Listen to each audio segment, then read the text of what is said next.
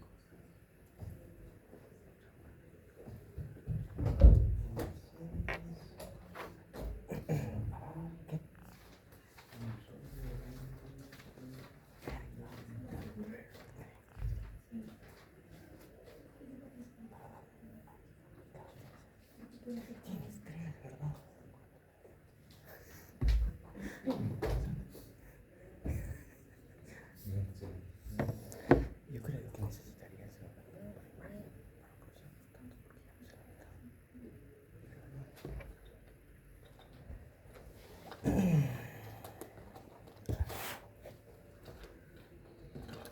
¿Y se acuerda que vimos la anterior semana sobre inflamación? Empezamos por acá. Si quieres todo lesión, como para tener una otra situación, pues todos tienen lesión, pero bastante.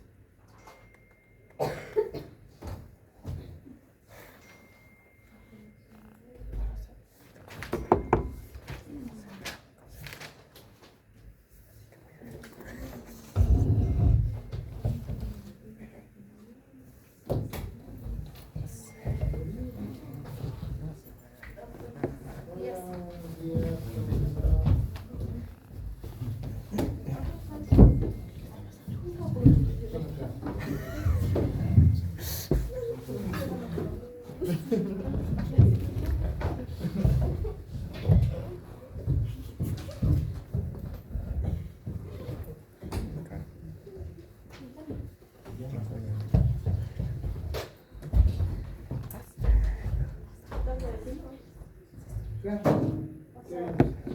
un tipo de inflamación, que hay la aguda, la crónica. También vimos los 5 puntos cardenales de la inflamación, que son importantes saber como para reconocer una inflamación, que es el dolor, el calor, el rubor, la hipertensión, la pérdida de la función. También vimos las diferencias entre la inflamación aguda y crónica. La aguda, digamos, es rápida, la crónica lenta. La aguda es de duración corta, la otra es más prolongada, y obviamente la aguda es más leve y la crónica es más grave y con más Ejemplos de inflamación crónica.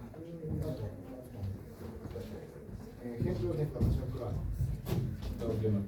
Yo sé, pero ya saben las responsabilidades. Si no les da clase, igual es lo que vimos. Ejemplos de inflamación crónica, por ejemplo.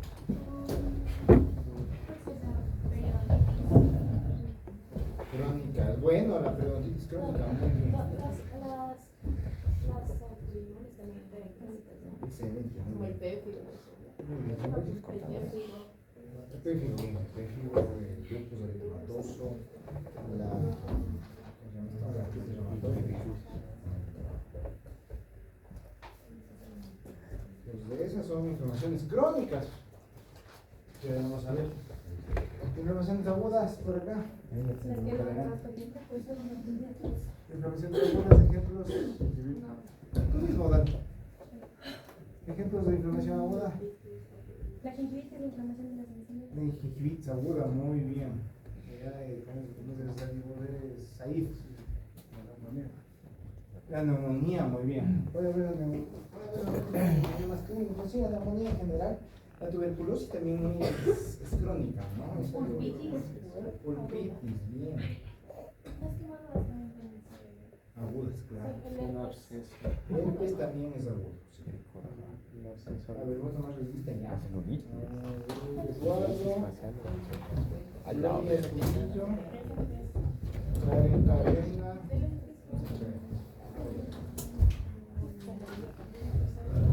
Diego Said, presente. Y Ana. Joel, Pablo Escol, Alejandro Andrés. ¿Está? ¿Qué dijo? Yo voy a pasar algunas. Alejandro Andrés. No, presente. Alejandro Andrés. Hágase Sí, perdón. ya. Paula Camila. Presente. Sí, vaya, sí. Alisa. No, mira, Alisa, ¿sabes? No, es que no, bien. Diana Victoria, Estacio. María Paz, Elena Vita Román, Anaí Maldonado, no lo conocemos, Carla Panchi, Daniela Pardo, Paredes Juan, Ramón Melanie, Simón Mariela, Marco Paula, Tamayo Johan. Oye, Johan. Oye, Johan. ¿Cómo está? Sí, él lleva hablando igual a Mona. Hola, Taco. Andrés Tupiza. Presente. Marlon Beatriz. Presente. ¿Estás bien? La anterior semana, ¿qué te pasó, ¿Me faltaste? No, faltaste tú, faltaste la anterior semana. ¿Qué te pasó la anterior semana? ¿Qué te pasa? Zumba Lady. Dice que ya viene, que está solo sacando una radiografía.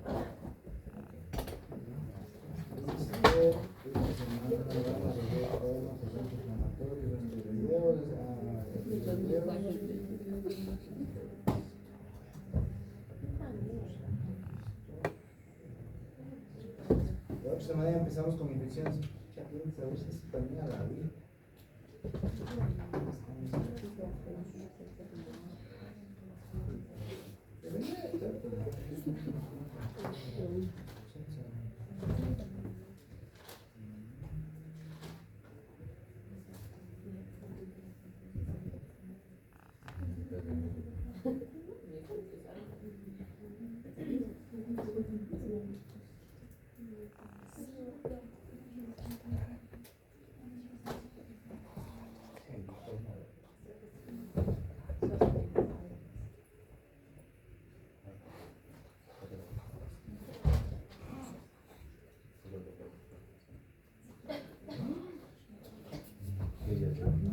¿Qué más vimos sobre la inflamación?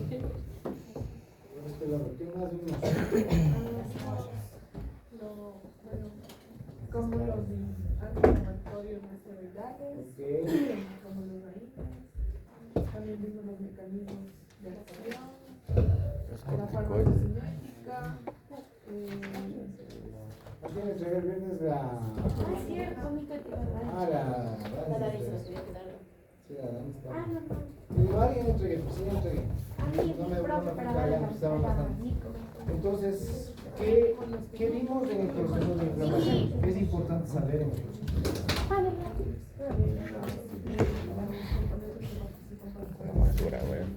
Muy bien, todos los componentes, todos los procesos de inflamación. ¿Cuándo empieza el proceso de inflamación, Andrés?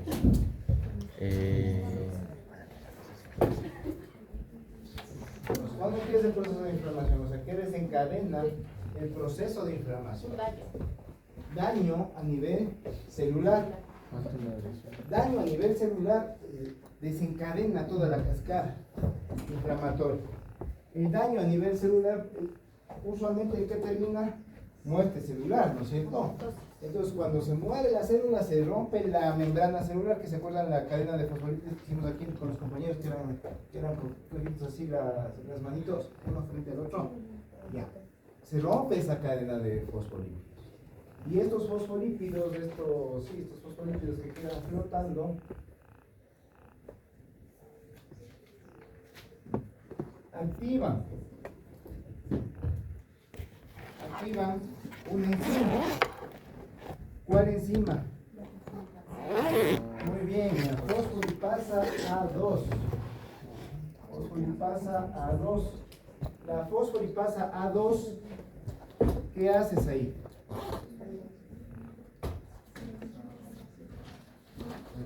Acuérdense del CRISPR-Cas que vimos en la primera semana y ya después vamos haciendo repaso para el examen. El ácido. ¿Qué cosa? Araquidónico. ¿Qué es la fosfolipasa A2? Ahí no era donde se activaba el COX-1. Ya, pero ¿qué es la fosfolipasa A2 por su naturaleza? Enzima. Es una enzima. La enzima por su naturaleza es un tipo de proteína, ¿sí o no? ¿Cuál es la función de las enzimas? La enzima realiza la En hidrólisis. general, las enzimas, ¿qué hacen? Acelera. ¿Qué hacen las enzimas? Cortan, degradan. Vale, tú eres cadena. Sí, porque estabas. Karen. Ay, se fue el internet. Ya.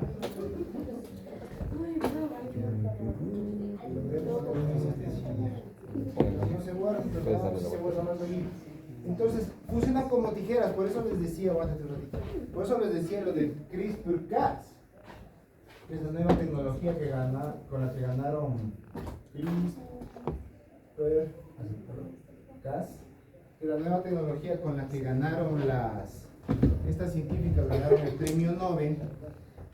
El CRISPR-Cas es utilizar enzimas a nivel molecular, a nivel de ADN para cortar cadenas defectuosas de ADN, genes defectuosos y cambiarlos por nuevos genes que estén ya corregidos. Pero profe, no todas las enzimas son cortadoras. No, pero es en general, o sea, me refiero a ponerle como tijeras, porque degradan, porque Claro. rompen cadenas, porque cumplen esa función, como tú dices, de acelerar procesos. Entonces, el ejemplo de las cadenas, el ejemplo de las tijeras que les estoy poniendo, y específicamente de la fosfolipasa A2, la fosfolipasa es una enzima que sí corta. Entonces, lo que me interesa que aprendan es la función de las enzimas, que precisamente acelerar procesos y de diferentes formas, ¿no? Pero principalmente cortando enlaces o degradando, que va por ahí mismo. Pues para que se acuerden del dibujo de las tijeritas, porque en este caso la fosfolipasa 2 sí tiene la función de cortar, sí tiene la función de tijeras. ¿Qué va a cortar? Va a cortar estas cadenas de fosfolípidos. Y en estas cadenas de fosfolípidos, ¿qué se libera? ¿Qué se libera? El ácido araquidónico. ¿Qué función tiene el ácido araquidónico?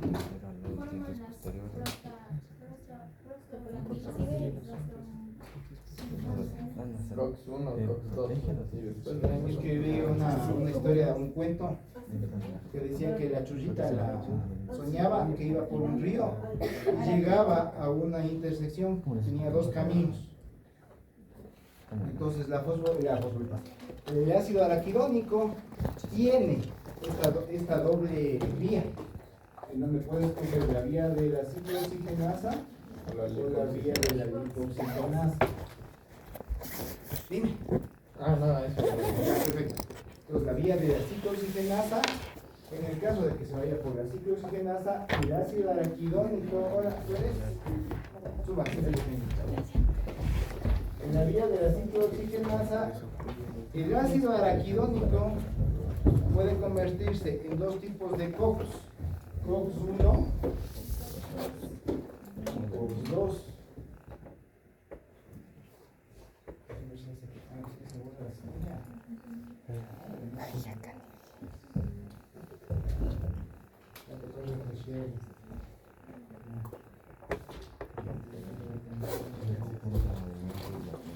Entonces, tenemos esta doble vía. ¿Por qué nos interesa más la vía de la COX que la vía de la lipoxigenasa?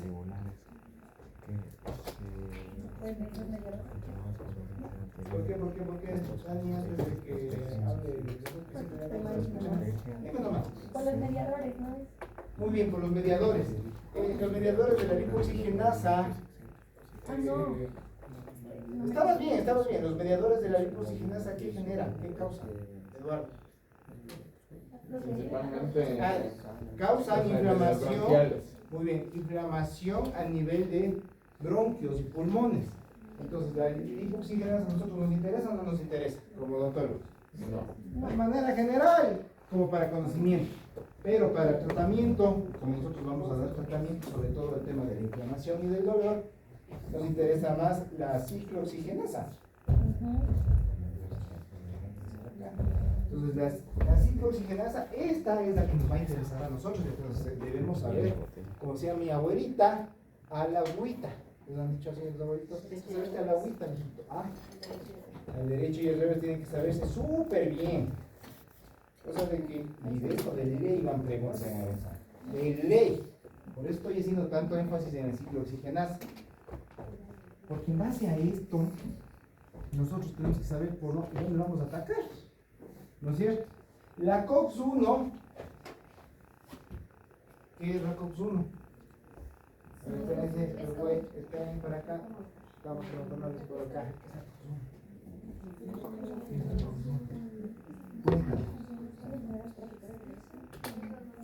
¿Qué es la COX-1? ¿Qué es la COX-1? ¿Qué es la COX-1? ¿Qué es la ciclooxigenasa 1?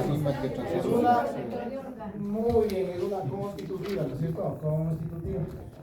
La constitutiva, ¿qué significa? Que se va, muy bien, que va, más que nada que va a proteger, que va a preservar en estos momentos que se desencadena esta muerte celular. Dice, vamos a proteger, es como cuando hay, no sé si han visto ustedes, por ejemplo, a ver, Armagedón. No, más que Armagedón, Impacto Profundo. ¿Han visto la película Impacto Profundo? Es media antigüita para ustedes. En mis tiempos era un boom. Era más o menos parecida a la de Armagedón. Viene un asteroide que se va a impactar contra la Tierra. Pero en este caso, en el impacto profundo, no le pueden destruir. Entonces, ¿cómo se llama esto? ¿A quién le protegen primero? Al presidente, ¿no es cierto? A los más importantes.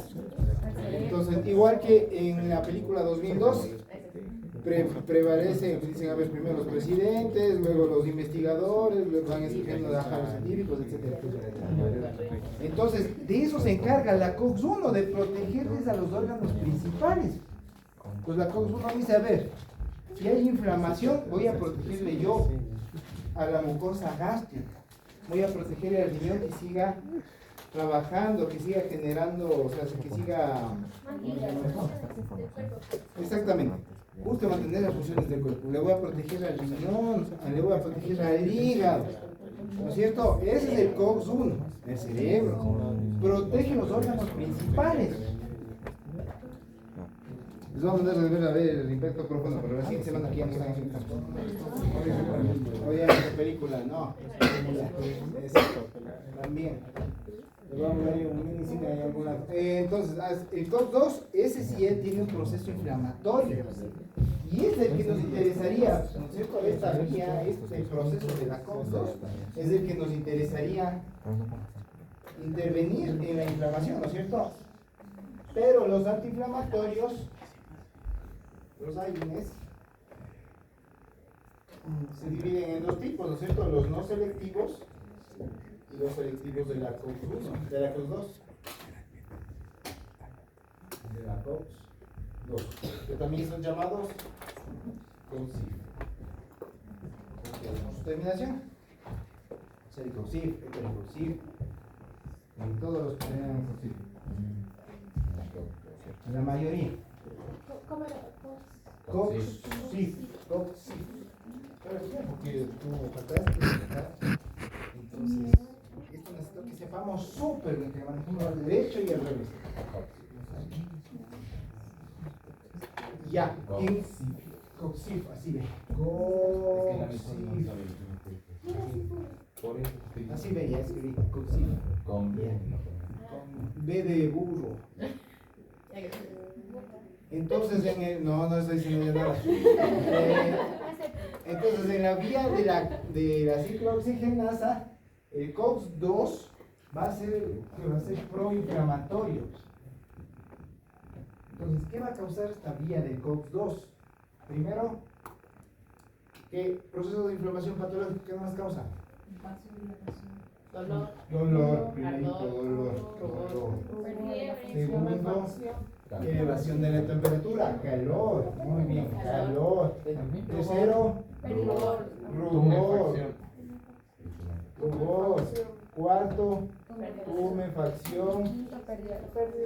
El quinto, pérdida funcional. Por eso necesitamos antiinflamar. Porque un proceso inflamatorio, ¿qué causa el proceso inflamatorio? Va a generar tumefacción, va a generar rubor, va a generar que te dé fiebre. Hoy vamos a aprender el mecanismo de la fiebre, cómo se da la fiebre, porque en la anterior semana solo vimos la parte de inflamación nomás. La glándula pituitaria. Muy bien, la glándula pituitaria, ¿qué prostaglandinas? Porque vimos algunas prostaglandinas en esta vía proinflamatoria, que era la COX-2, que salían las prostaglandinas, ¿no es cierto? Ahí estaba la prostaglandina A, la prostaglandina E, otras prostaglandinas. Dentro de ellas la prostaciclina y acá abajo el tromboxano. A2, para ser exactos. ¿Qué es el tromboxano A2? Muy bien, vasoconstrictor. ¿Qué más? ¿Agregante o antiagregante plaquetario? Muy bien, agregante plaquetario. Entonces no se olviden que este tromboxano A2 vamos a ver también en la cascada de la coagulación, junto con el factor de von Willebrand. Por eso personas que tienen deficiencia de este factor de von Willebrand, genéticamente hablando, no desencadenan la cascada de la coagulación, porque lo primero es la agregación plaquetaria, y esta agregación plaquetaria genera la vía intrínseca, que se desencadena con el factor 12, que se convierte en 12A. El 12A estimula al factor 11, que se transforma en 11A. El 11 se transforma en factor, estimula al factor 9, que se transforma en 9A. Y el 9A junto con el 8 van hacia la vía común a encontrarse con el factor 7A, que viene de la vía extrínseca, y también con el factor tisular, que le activan a la vía común. El factor 10, yo les hago así siempre el 10 porque tiene 4 patas el 10, ¿no es cierto? El 10 es así. 10 pues viene de la intrínseca con el 9A, viene también con el factor 8, viene con el factor 7A y viene con el factor tisular. Estos son los 4 factores tisular. Estos 4 factores son los que activan la cascada común, que es la que necesito que se active para que se forme fibrina. Porque este X se va a transformar, o este 10 se va a transformar en 10A, que va a activar la tromboplastina, que se va a hacer trombina. Trombina, tromboplastina, ya no me acuerdo bien. Y esta a su vez activa el fibrinógeno, que se transforma en fibrina. Y la fibrina lo que va a ir a hacer en el tapón plaquetario es a consolidarle para que no se disuelva. Porque si no se forma, o sea, si no se mantiene la fibrina, si no se añade la fibrina ¿cómo se llama esto? Al tapón plaquetario, no le va a mantener y no se va a formar la concha. Y se va a disolver y va a causar nuevamente sangrado. Por eso es importante el tromboxano A2. Ya nos metimos en la cascada de coagulación, les había dicho necesidad de aprendizaje, cascada de la coagulación. Capaz que por ahí viene alguna preguntita, digamos, de cuáles son, capaz que de bono, ¿no? Porque como eso no está dentro de la, pero necesito que sepan cuáles son los factores de coagulación K dependientes. Pues yo les había dicho que se aprendan la mnemotecnia. 2 más 7 me da 9, que subido al medio superior es 10. Entonces, 2, 7, 9 y 10 son los 4 factores de coagulación K dependientes de la vitamina K. Que si no hay vitamina K, estos no se activan. ¿Y dónde están estos? Están en la vía extrínseca, estaban en la vía intrínseca y están en la vía común. Es decir, se fregó la Francia con esta deficiencia de vitamina K. Y también es un problema cuando tenemos, ¿cómo se llama esta enfermedad? Se me fue el nombre. Hemofilia. ¿Qué es la hemofilia? Eso sí era necesidad de aprendizaje. La hemofilia es una enfermedad hematológica que no produce coagulación. Ok. Todos están. Origen, causa. Pero no los ojos. Más que eso, causa. Plaquetas. Causa más profunda. Genética. Es genética. y es recesiva. ¿Qué significa recesiva? Que necesita los dos genes del papá y de la mamá para activarse la enfermedad y para que se desarrolle la enfermedad. Al ser recesiva, entonces, y encima más, es recesiva y ligada al cromosoma X. Por eso es que las mujeres necesitan tener los dos genes recesivos, es decir, que el papá haya tenido hemofilia y la mamá sea portadora de hemofilia. Ahí se presenten mujeres de hemofilia. O sea, de por sí es más a los hombres. Por eso es que más da a los hombres, porque está en el X recesivo y no tiene la contraparte en el AY, que por estar solito, el recesivo se vuelve dominante y se presenta. Factor ligado a la X. Factor ligado al X. Pregunta de examen, capaz que viene. Yo me gusta tomar este tipo de preguntas, sobre todo en casos clínicos, como los que hemos visto. Mucha pena. Entonces, al necesitar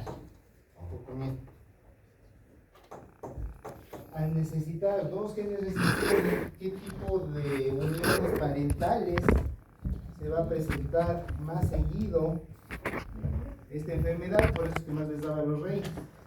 Los parentales. Exactamente, entre primos tiene que haber consanguinidad. Muy bien. Pues usualmente cuando se casaban entre primos, o cuando se casan entre primos, como en Manavis, se ven que Manavis se casan entre primos. Los que ya hay bastante sangrados,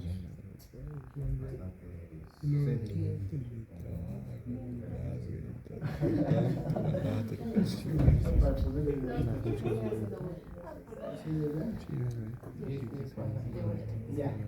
Entonces estamos en esto, ¿no es cierto? Por eso es un riesgo. La hemofilia, vamos a tener la hemofilia A y la hemofilia B. ¿Qué es la hemofilia A? ¿Cuál factor de coagulación falta? Agregante prioritario. Los subfactores de los 12 que tenemos. Tenemos 12 factores de coagulación. El 10. El 8. Pero el 8 en la B. En la hemofilia, la hemofilia A o en la hemofilia. Hay dos hemofilias, hemofilia A y hemofilia B. En una hemofilia falta el factor 8 y en otra hemofilia falta el factor 9. No me acuerdo ahorita cuál es cuál. Me parece que la A es la que falta el factor 8 y la B falta el factor 9. Pero consulten. En la A es del 8 y en la B es del 9. Gracias, chicas. A ver, entonces, el COX-2, no se olviden tromboxano A2. El tromboxano es agregante plaquetario, es decir, gracias al tromboxano más el factor de von Willebrand se va a formar el tapoplaquetario primario, que va a necesitar después de la fibrina para consolidarse bien.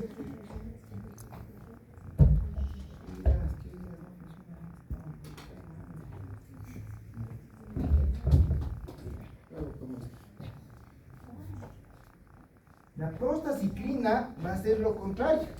Vasodilatador. Es un vasodilatador y es un antiagregante plaquetario. Para los que no vinieron la anterior semana, cualquiera de los dos. ¿Quién más no vino la anterior semana? Ya. No viniste. Cualquiera de los tres. Sí viniste. Cualquiera de los dos. Ya. ¿Por qué necesitamos la prostaciclina? Si necesitamos que se coagule la sangre, ¿por qué necesitamos la prostaciclina en la cascada de la inflamación? ¿Por qué creen? ¿Una idea así media somera como para decir, yo creo que es por esto? ¿No? ¿Ni idea? Marlon, ¿por qué? Evita la coagulación. ¿Pero por qué necesitamos que evite la coagulación? Para que no haya Un derrame, trombosis. más que para que no haya trombos. ¿En dónde? A ver, esto forma el trombo, ¿no es cierto? La prostaciclina, la prostaciclina hace lo contrario, es un antagonista. Evita que haya agregación plaquetaria. Sirve para que haya un mayor flujo sanguíneo y en consecuencia haya un mayor transporte de nutrientes a la zona y también sistemas de defensa. Ya, sí, sí, pero ¿para qué? ¿Para qué hay esta contraposición? ¿Para qué hay este control de los coágulos? ¿Qué pasa si se genera mucho coágulo? Se forman trombos. ¿Y qué pasa con el trombo cuando viaja por las vías? Puede causar isquemia o puede causar hemorragia, ¿no es cierto? Una tromboembolia pulmonar, una trombosis venosa profunda, puede causar un accidente cerebrovascular. Entonces es un regulador la prostaciclina. Es un regulador. Por eso es que hay ciertos medicamentos AINES que bloquean esta vía, o sea, evitan que se forme la prostaciclina. Y ahí va a haber riesgo de hipercoagulabilidad, de trombosis. Por eso vemos esta vía, para ir viendo cuáles son los efectos secundarios de estos medicamentos. En los que son no selectivos, Juan o Paulette, no selectivo significa que bloquea este y bloquea este, o sea, bloquea las dos vías. ¿Qué efectos secundarios encontraremos?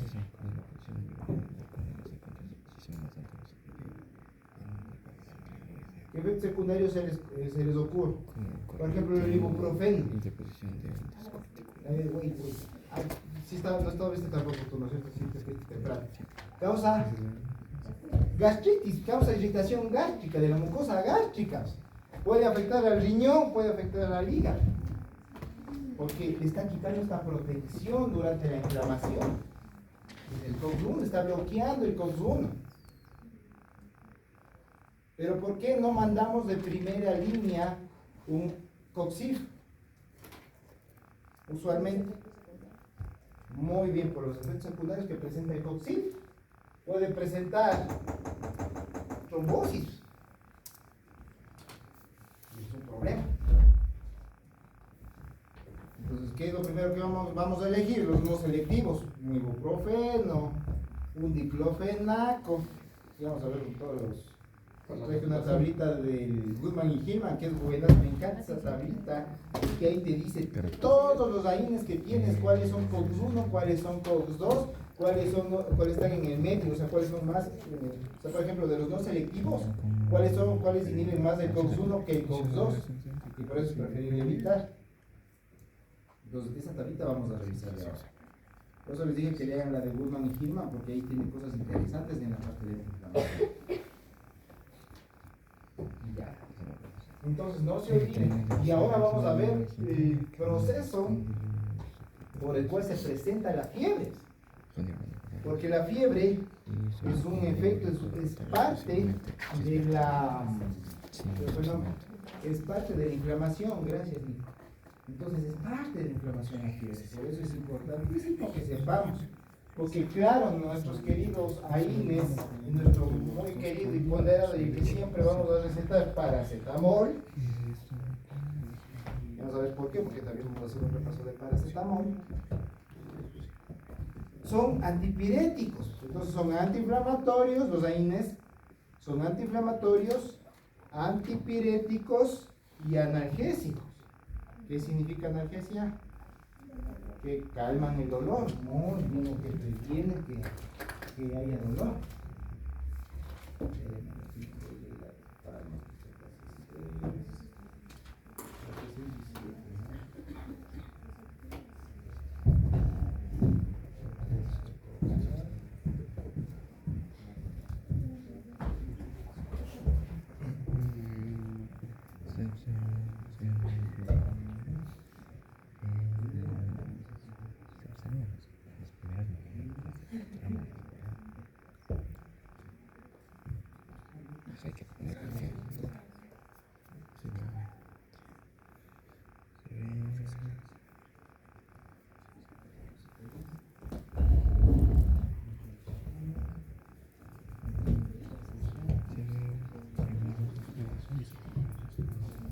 Entonces, ¿estamos clarísimos en la vía de la inflamación, chicos?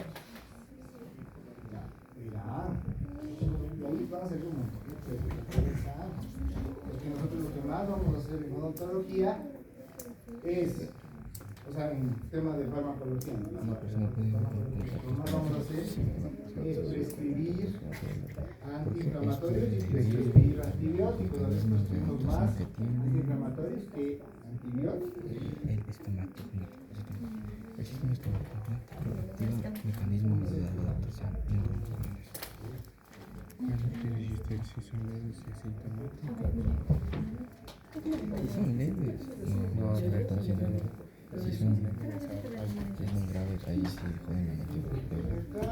Eso no es. Si es lo preciso vive de esta presentación.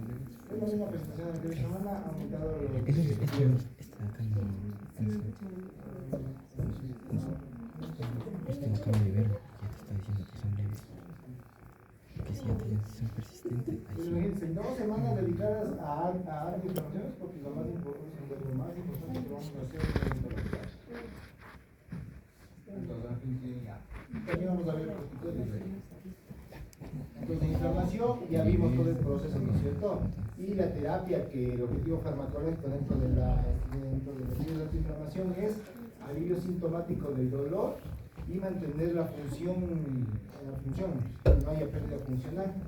Entonces, los modificadores de la enfermedad van a ser el objetivo de las enfermedades autoinmunes, como las que dijo la Nico, que son, por ejemplo, el artritis reumatoide, el lupus eritematoso sistémico, y esos días revisamos el viernes, entonces hoy día ya no vamos a volver a revisar, porque son medicamentos bastante largos, bastante complejos, pero sí necesito que ustedes se aprendan, por eso les voy a subir para que vayan leyendo todo sobre estos medicamentos, sobre todo cuando hay algún tipo de interacción medicamentosa.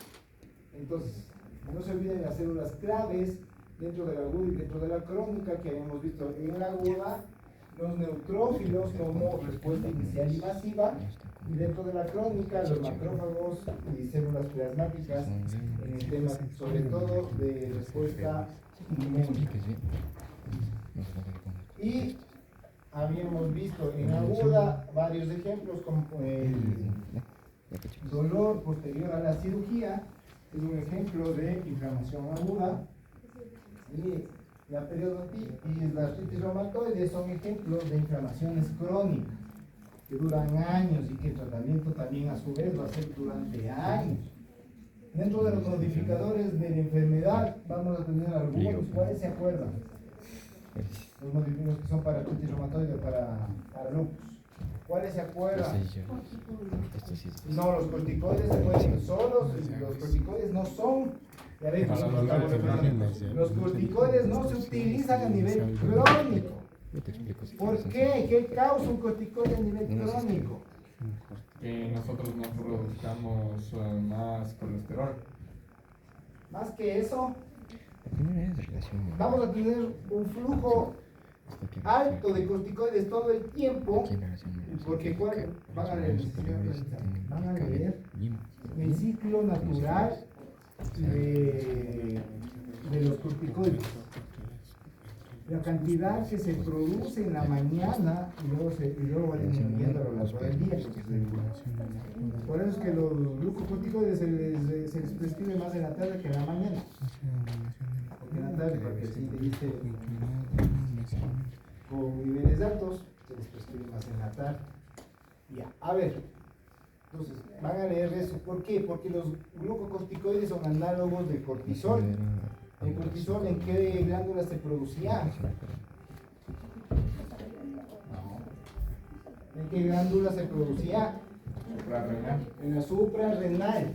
La pituitaria, que les había dibujado que es como una película, se divide en adenohipófisis y neurohipófisis. La adenohipófisis, dentro de todas las hormonas que produce, que les mandé a leer, estaba la ACTH, que es la adenocorticotrópica hormone, es decir, hormona adenocorticotrópica. Va a estimular esta hormona, la ACTH, va a estimular a la suprarrenal, que tiene la forma del sombrero solucionador del cortejo. Del riñón. Le estimula la ACTH a la suprarrenal, a la adrenal también, y esta va a producir corticoides, bueno, va a producir cortisol, va a producir la aldosterona, ¿no es cierto? Es lo que expliqué en mi exposición, de que como Cuando la tenemos lengua está aquí, cortisol, tienden los dientes. Y estoy aquí y los mantiene para pues que no se necesitamos, ¿para qué necesitamos el cortisol usualmente?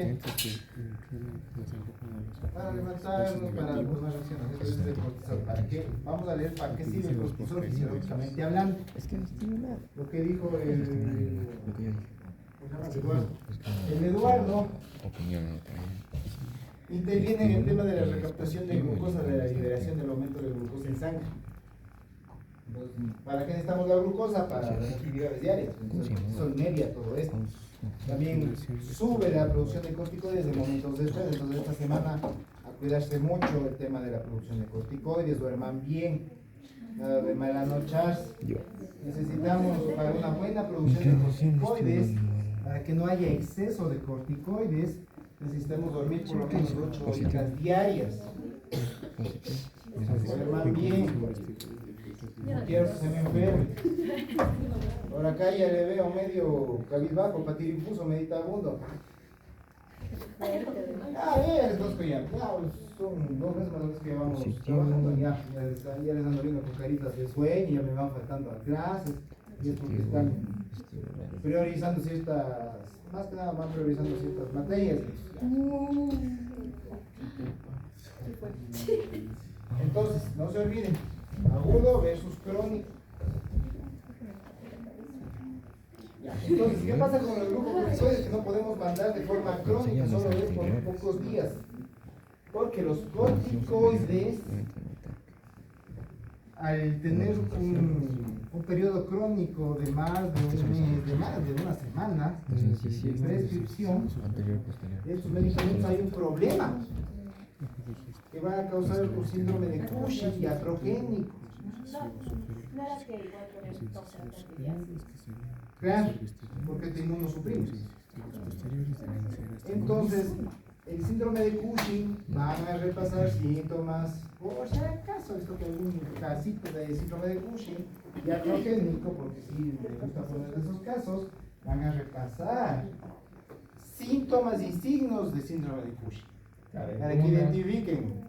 Ya dice cara de luna, estrías en la piel, obesidad central, jiba de búfalo, ustedes ya de una, síndrome de Cushing.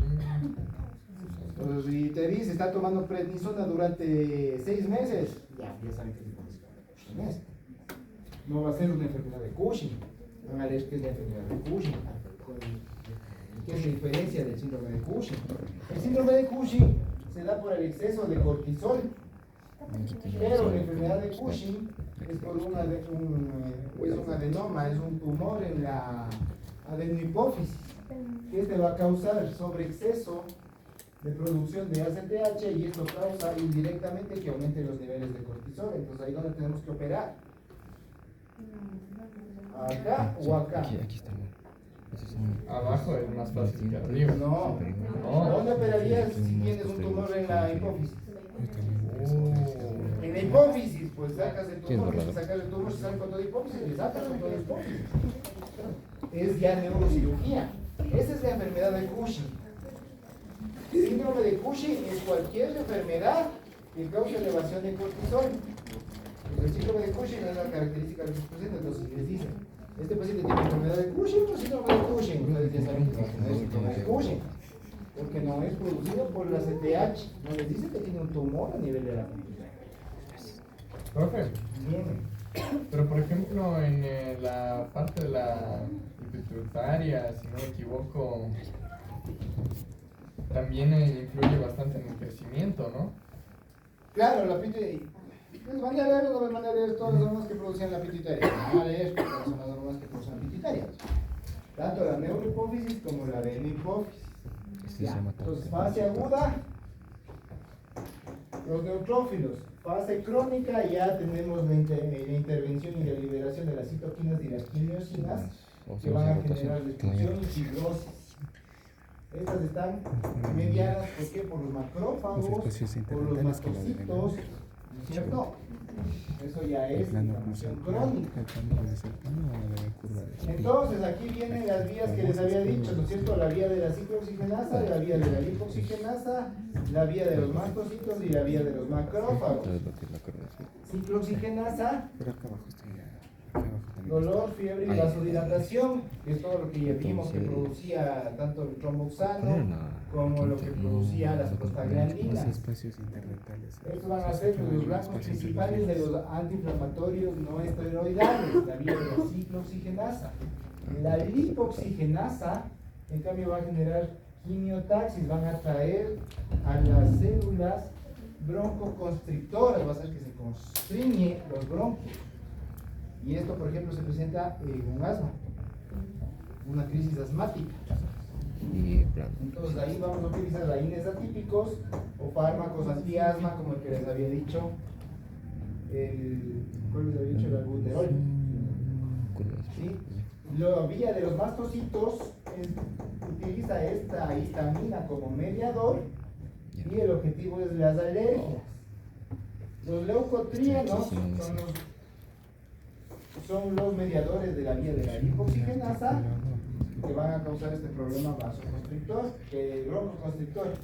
La vía de la ciclooxigenasa tiene como mediadores las prostaglandinas, el tromboxano y la prostaciclina.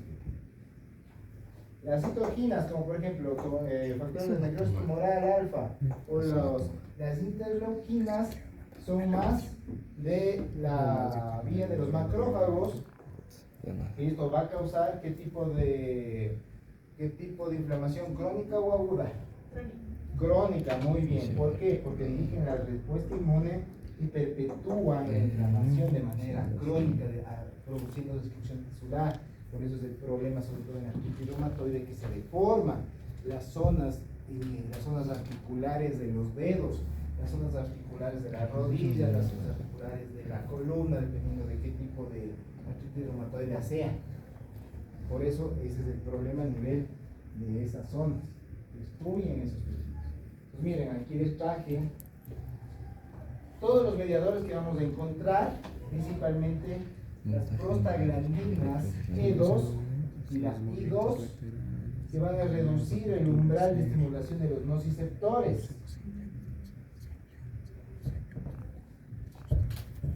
¿Qué significa eso? ¿Qué significa el umbral del dolor? O sea, como un modelo. ¿Qué tipo de modelo? ¿Qué es el umbral del dolor? La cantidad de dolor que se encuentra. Entonces, por ejemplo, cuando nosotros le preguntamos al paciente cuánto le duele, siendo de 0 al 10, siendo 0, que no hay dolor, y 10, que es el peor dolor que haya sentido en su vida, estamos poniendo una escala, ¿no es cierto?, del dolor, y ahí nosotros sabemos más o menos qué umbral del dolor tiene este paciente. ¿Qué significa umbral del dolor? ¿Qué es el umbral en general? Es un tope, es un máximo y un mínimo también, ¿no es cierto? Entonces, el máximo en ese umbral va a ser 10 y el mínimo va a ser 0. Pero lo que a mí me interesa es saber en qué punto le empieza a doler al paciente. Pues ahí se llama esto tolerancia del dolor. El paciente te dice, me duele un 2. Ok, ¿cuál es el dolor que ha sentido en su vida? ¿Sabe qué cálculos renales? Pues eso está documentado, que es un 10 en la literatura médica. Entonces ya, ¿le ha dolido la muela alguna vez? Sí me ha dolido la muela, ¿cuál? Sí me ha llegado un 10. Ahorita me está doliendo un 2. Entonces sabemos que el umbral de este paciente está acá, está arriba. Entonces sabemos que este paciente dice que 2 es 2. Si le dice al paciente, ¿cuál ha sido el peor dolor que ha sentido en su vida? Una vez jugando fútbol me fracturé la piel. No es un 10, no está catalogado como un 8. Entonces es el umbral máximo del dolor para él es 10. El 8 se vuelve 10. Entonces sabemos que tiene un menor umbral del dolor, una menor tolerancia del dolor. Y este es el problema. que la hipersensibilización de los nociceptores, de los receptores que tenemos en la piel, en la boca, de dolor, que es lo que habías tú dicho, que nosotros tenemos más receptores de dolor en pulpa, ¿no es cierto? Baja el umbral. Es decir, con un dolor más leve de un 1, ya te duele más. Percibes como que te doliera más. O sea, se aumenta la sensibilidad. Por ejemplo, voy a hacerles un ejemplo.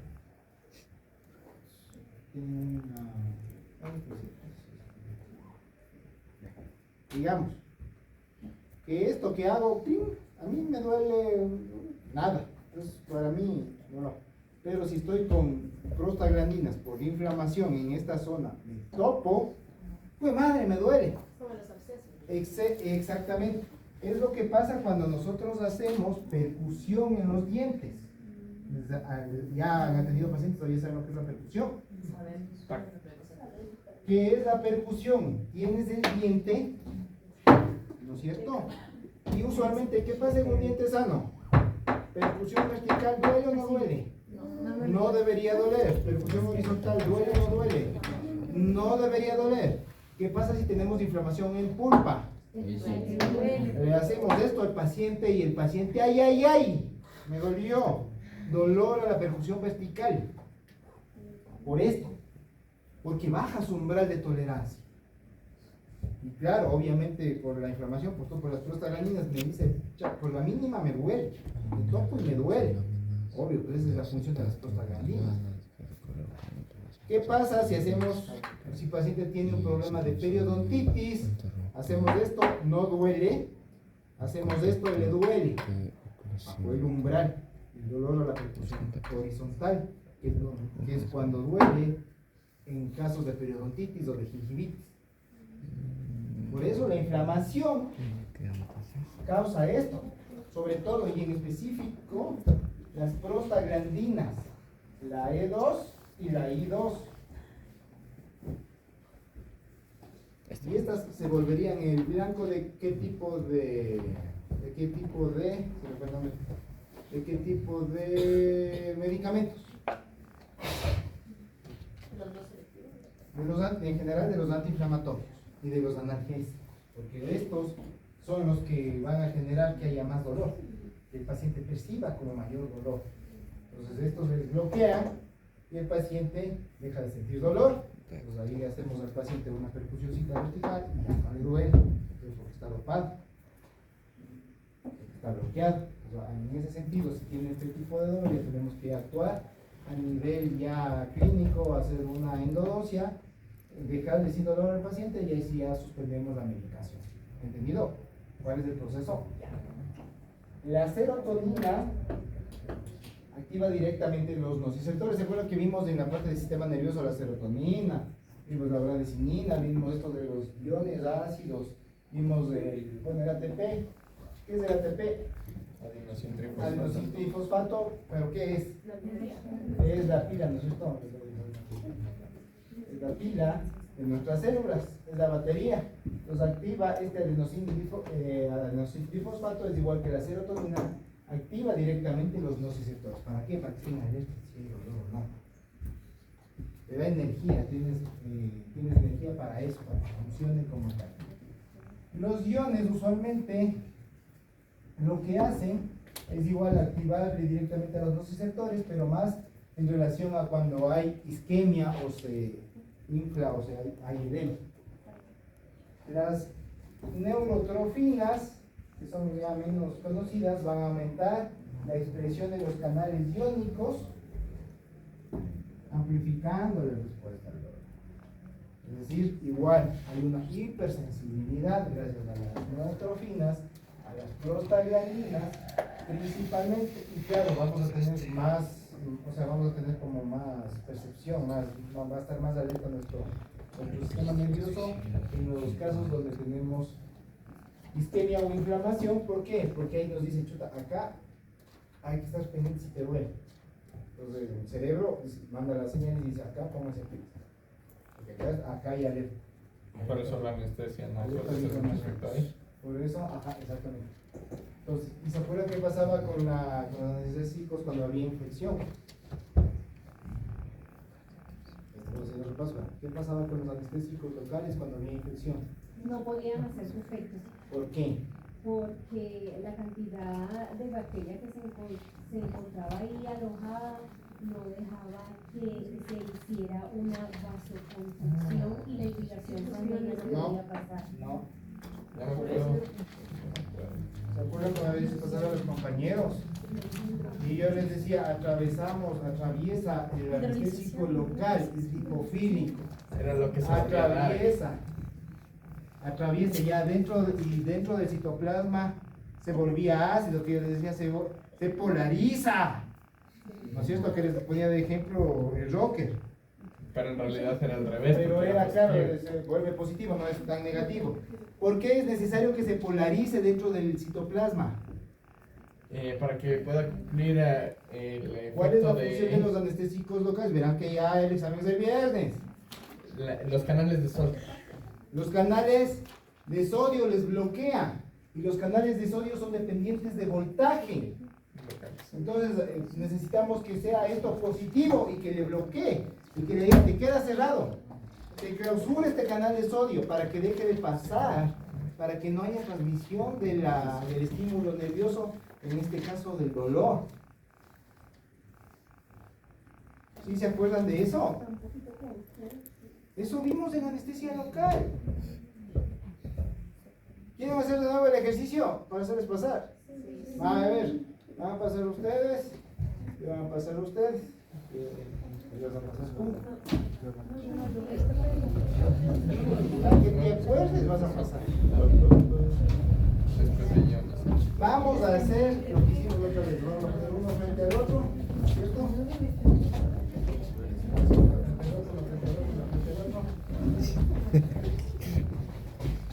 Tú vas a venir conmigo, tú vas a ser parte de la molécula del anestésico local.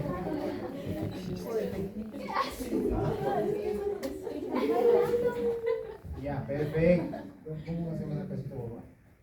El casito más Estos son por factores hereditarios. un poquito más en la Mariela. Entonces, Mariela y yo somos parte de la molécula del anestésico local, ¿no es cierto? ¿Qué necesitaba el anestésico local para atravesar la membrana plasmática de manera fácil? Ser liposoluble. ¿Por qué? Porque ¿qué son estas moléculas en la membrana plasmática? ¿De qué son? No, son hidrofóbicos, pero ¿de qué son las moléculas? ¿Cómo se llaman? Muy bien, es una membrana bilipídica. Entonces usted va a pasar, como es parte del anestésico local, va a pasar entre la membrana, déjenme pasar por favor. Eso, muy bien, es la lidocaína. Y yo paso, eso pasa adentro, muy bien. Y adentro de la célula se nos pega, este va a ser ion hidrógeno, que está cargado positivamente. Y yo también voy a coger un ion hidrógeno que está cargado positivamente y nos polarizamos. ¿No es cierto? Nos polarizamos y nos volvemos iónicos, nos volvemos positivos, ¿no es cierto? Y ahora ya no hay quien le saque. Exactamente, ya no podemos salir. Y al volvernos positivos vamos a tener afinidad por este canal de sodio que es activado por voltaje. Pues nos vamos a pegar, a ver, vamos a hacerle pasar mapas, vos que tienes cara de canal de sodio. Ya, vas a ponerte aquí justo en medio de ¿Qué hace el canal de sodio usualmente? Recibe al sodio que viene cargado positivamente, se activa y le dice, pase profesor, ¿no es cierto? Se abre el canal de sodio. ¿Qué pasa si nosotros ya estamos polarizados, positivos, ¿no es cierto? Nos pegamos, péguese donde el compañero que es el canal de sodio. ¿Qué va a pasar? Él se va a cerrar, ciérrate, o sea, gira para acá de alguna forma, ya. Se cierra y no deja pasar el sodio de ingreso. Y ahí se bloquea la membrana de la neurona y no deja pasar los estímulos nerviosos que se pasan con esta cascada que entra y salen los iones. Y ya dejamos de sentir. Y así se bloquea el dolor. Por eso es que esta parte del bloqueo de estos canales es reversible. ¿no es cierto? Porque ya en algún momento la Mariela va a devolver el guión, devuelva, se separa del canal y se va por la sangre y se elimina, que es parte de la lidocaína, ¿no es cierto? Entonces, ya se vuelve. Y acá vuelve a cumplir su función y nosotros volvemos a sentir. ¿Entendido? ¿Entendido? ¿Entendido? Profe, ¿podría repetir, por favor? Sí, ya te repito. ¿Con dramatización o sin dramatización? Sin dramatización. Con dramatización, sin dramatización. Sí, claro. Ya, ¿Ustedes me cacharon? el segundo me lo reciben los cargos. Ya. Oye, ¿a clase qué quieren aprender? Billy Físico, ¿no es cierto? Eduardo. Sí, pero profe, una pregunta, si es que son anfipáticos, ¿no se deberían quedar en la parte del medio de las patitas? ¿Por qué? Por lo que el fosfolípido es lipo, hidrosoluble. Ajá. Pero ¿qué pasa? ¿Qué pasa en las patitas? Es que aquí se abre y por aquí pasa. Pasa libremente. Ajá, es que ¿has ido alguna vez a esos bares que son medios selectivos, que no dejan entrar a cualquier whatever? Exactamente. ¿Has ido? Y que llegas tú, digamos, llegas con la Dani, llegan los dositos y te dicen a vos por favor que vayas a servir y a la Dani le dice, siga señorita. Entonces vos ¿qué tienes que hacer? Sacar ahí, ahorita jefe, le das una de 20 o una de 50. Depende de tu alcance. Déjame pasar. Estoy acompañándole. Entonces el otro ya, hacía nomás. Pues, ¿qué necesitas? Dar un incentivo. Necesitaste ser lipofílicos. Ser lipofílico, ¿no es cierto? Porque sobre todo en las que son ladies night.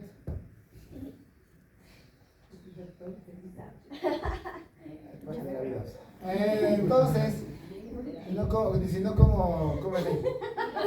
Lo que está en la onda de la chaviza. Entonces, sí, la otra vez con unos amigos nos fuimos a Shopee en Cumbayá. Ahí va el Y esta vaina necesita reserva. ¿Cuántos años voy estudiando por allá? 6 años. En mis 6 años estudiando allá, mi primera vez que voy a Shopee. Y llegamos. Y mis panas ya sabidos también, ya, como dicen ustedes, versados en el tema. El güey ahí parado. Sí, qué cosita. No pueden entrar. Nosotros ya estábamos ya medio entonaditos ya. Y no, y mis amigos como ya son de ambiente, me dicen, mira, nosotros venimos a consumir acá. No venimos a bailar, no venimos a meter relajo, venimos a consumir. Nosotros ya, aquí ya nos conocen, y decir eso, ¿no? Yo también así como que echamos. Y literal, güey, nos dejó entrar y se puso pilas. Y como es de Avira, no me pregunten cómo, yo tenía en mi billetera un billete de $100. Y la entrada en el Shopee, ¿cuánto cuesta? $10. Y yo más afrentoso que mis amigos, cojo y saco el único billete que tenía.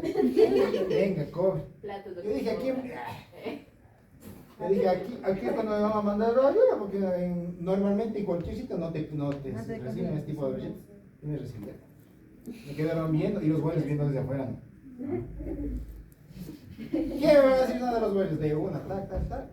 Con mis amigos entramos. Dicen, oye, qué loco es. Buenazo que tenés. Ya sabes. Entonces, gracias a eso, lipofílicos, entramos de una y estamos adentro en el shopping.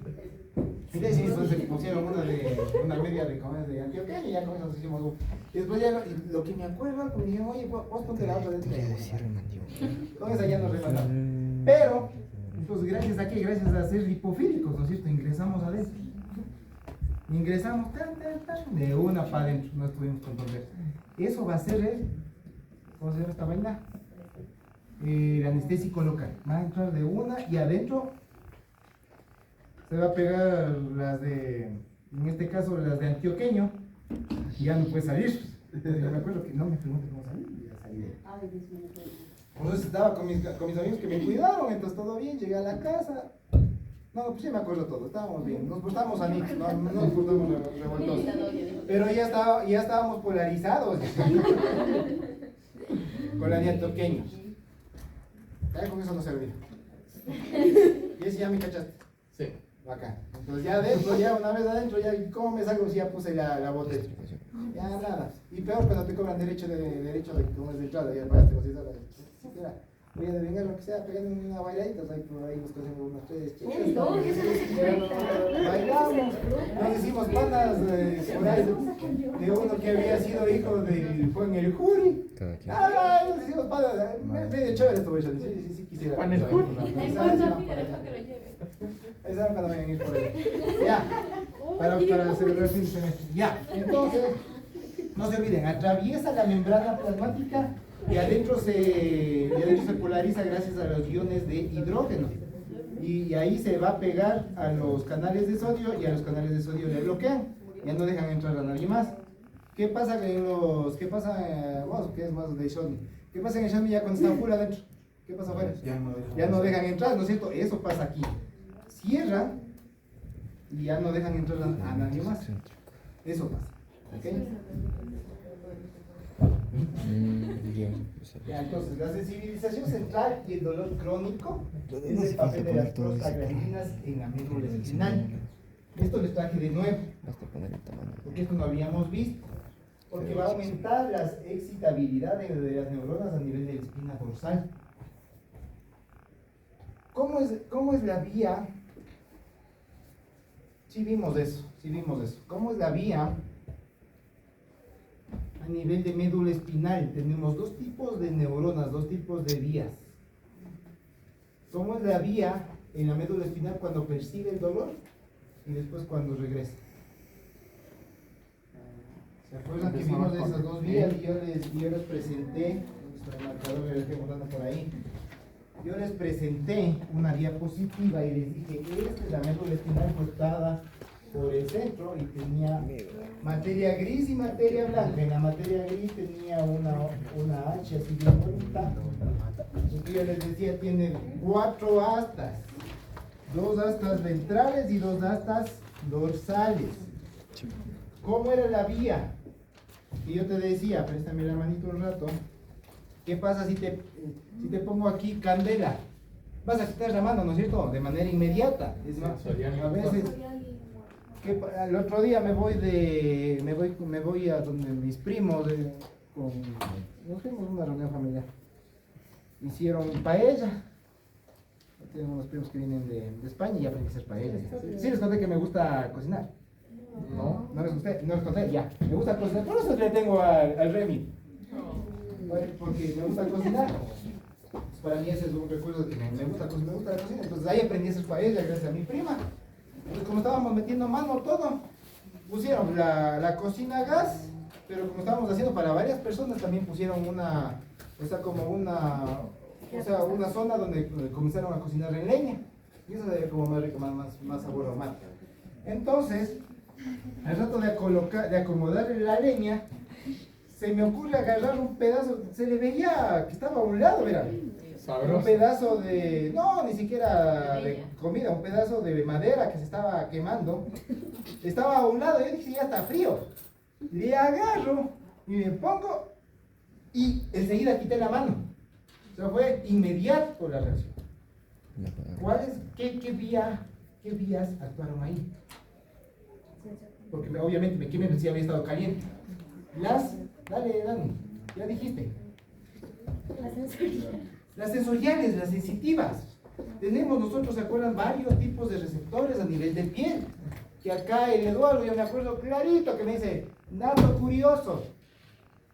En la pulpa dentaria no tenemos receptores de temperatura. Así me dijiste, ¿no es cierto? Por eso es que con el frío, ¿qué pasa cuando pones frío en el diente? Sobre todo en el diente que está con caries. Duele, le percibe como dolor al frío, dolor al calor. Depende de qué tanta profundidad tengamos. Entonces tenemos a lo largo de la piel y en las mucosas receptores nerviosos sensitivos. los de Meissner, los de Merkel, los de Pacini, los de Ruffini, los nociceptores. ¿Sí se acuerdan, no es cierto? Por eso es que sientes calor, ray, quitas la mano. Pero para que quites la mano, ¿qué tiene que pasar? ¿Por dónde tiene que ir este estímulo sensorial? ¿Por dónde tiene que ir? ¿Por dónde tiene que ir? Ya, estás en las terminaciones. Recibe. ¿Qué es la terminación? Es parte de las neuronas, ¿no es cierto? ¿Y por dónde tiene que viajar todo este estímulo nervioso que está sintiendo el calor? ¿Por dónde tiene que viajar? Neuronas. Por las neuronas. ¿Qué tipo de neuronas? Las receptoras. No, ascendente. Las Receptoras. aferentes, hombre. Receptoras. Más que receptoras, ¿qué tipo de neuronas? Del Nosotros sistema periférico. en los pares craneales tenemos Ah, el unos que nervio son de vago. un tipo, otros que son de otro tipo y otros que son mezclados, que son los mixtos. Los de un tipo, ¿cuáles son los pares craneales? Motores, bien. ¿Y los otros? Sensoriales. Sensitivos. Entonces tenemos, vamos a tener de tres tipos, vamos a tener las neuronas. Sensitivas, motoras y mixtas. ¿Qué tipo de neuronas serán las que llevan el estímulo que estás sintiendo cuando te quemas? Sensitivas. ¿Y a dónde llegan esta vía sensitiva? No, A la médula. a la médula espinal. Imagínate que llegas al cerebro. Tiene que tu cerebro procesar, te estás quemando, quita la mano, carajo, de ahí. Tiene que ser rápido, en cuestión de segundos. Y quitas la mano. Entonces llega a la médula espinal. ¿A qué astas? ¿Anteriores o ventrales o a las posteriores o dorsales? A las posteriores, muy bien. A las posteriores llega el estímulo nervioso, el sensitivo, llega y de forma inmediata le activa a las otras neuronas, que son las neuronas motoras. Muy bien, que saben por qué asta. Por el asta anterior o ventral, muy bien. Esta sale y se une acá en un ganglio, se une al lado a las neuronas sensitivas y se forma un mix ahí cableado. ¿Han visto ustedes los cables cuando unen un cable con otro cable y les ponen tape? Sí. Así más o menos. Entonces ahí mismo, en esa misma vía vas a tener vía aferente, que es la vía que te lleva la parte sensitiva, y la vía motora o eferente, que es la que te está regresando de la médula espinal para que de manera inmediata quites la mano, carajo, de ahí. Y de ahí hay una vía ascendente que sube al cerebro, al hipotálamo y al cerebro, llevando la información de que ve, eso estaba cayendo, de que del recuerdo de que ray, me quemé. Y después está así como de no me quemé mucho. ¿Entendido? Ya. Sí, me quemé más o menos, pero creo que no hubo ningún daño profundo, más fue superficial. La queratina yo ayudó un montón. Hay no me acuerdo si era el plomo o qué elemento era, pero si es que tú lo calientas así, full, y tú coges y metes la mano así, Ya. no te quemas. Ah, no sé. ¿Cuál elemento será? El plomo capaz que es. Porque es medio tóxico. Como las ex. Ya. Entonces, este aumento de las neuronas de la espina dorsal, por eso les dice aquí, de la espina dorsal, ¿por dónde entraban las sensitivas? La vía sensitiva, ¿por dónde entraba? Porque hasta, por el asta posterior, o también llamada asta dorsal, porque está en el dorso.